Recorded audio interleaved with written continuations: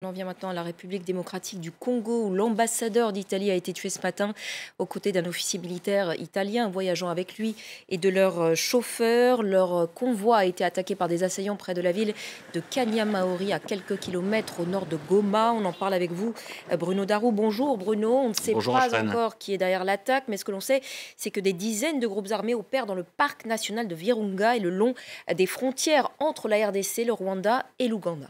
Oui, absolument. Là où a eu lieu l'attaque, ça se trouve effectivement à une dizaine de kilomètres environ au nord de Goma. Et ce lieu, en effet, eh bien, c'est le lieu de bastions, de vrais bastions de plusieurs milices. On peut citer notamment les FDLR. Alors c'est une zone extrêmement riche en minerais, notamment en coltan et en cobalt. Et évidemment, ça fait des années, plus de 25 ans que la paix est absolument introuvable dans cette région parce qu'il y a un mélange voilà, de revendications économiques, communautaristes aussi, de lutte parfois instrumentalisée entre différentes ethnies. Et c'est donc dans cette zone dite des trois antennes que l'ambassadeur italien a emprunté un tronçon routier qui, a priori, n'était pas spécialement dangereux selon l'ONU. Il était classé jaune et non pas rouge. Mais vous l'avez dit, malgré tout, son convoi a donc été attaqué. Alors, je le disais, cette zone, elle abrite les FDLR notamment, une rébellion Hutu rwandaise dont certains fondateurs d'ailleurs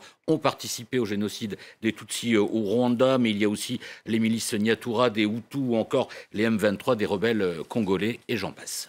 Et on a un peu l'impression que le pouvoir central à Kinshasa a perdu la main au niveau sécuritaire dans cette zone.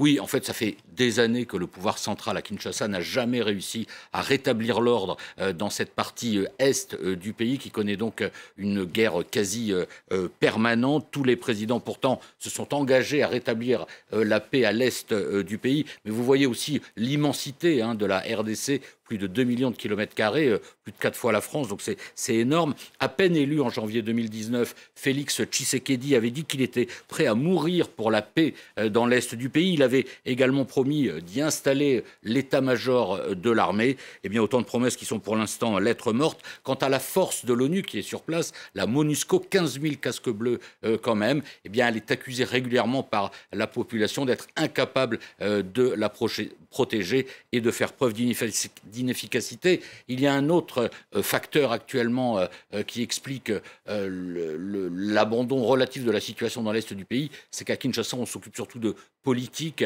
Vous savez que Félix Tshisekedi a réussi plus ou moins à se débarrasser de son encombrant allié Joseph Kabila. Il essaye là de former un gouvernement d'union nationale et donc évidemment pour le moment ce n'est pas sa priorité. Et puis dans cette région, il faut le dire aussi, il y a des pays voisins, vous l'avez signalé, comme le Rwanda ou l'Ouganda, le Burundi également, qui jouent un rôle très important et on a parfois l'impression que le pouvoir central à Kinshasa ne veut pas en gros abîmer ses relations avec ces pays qui sont des relations fragiles et complexes, quitte à laisser ce statu quo mortifère régner dans l'est de la RDC. Selon le KST, le baromètre sécuritaire du Kivu, il y a au total dans toutes ces régions, Nord Kivu, Sud Kivu, Yaturi et Tanganyika, il y a plus de 100 groupes armés.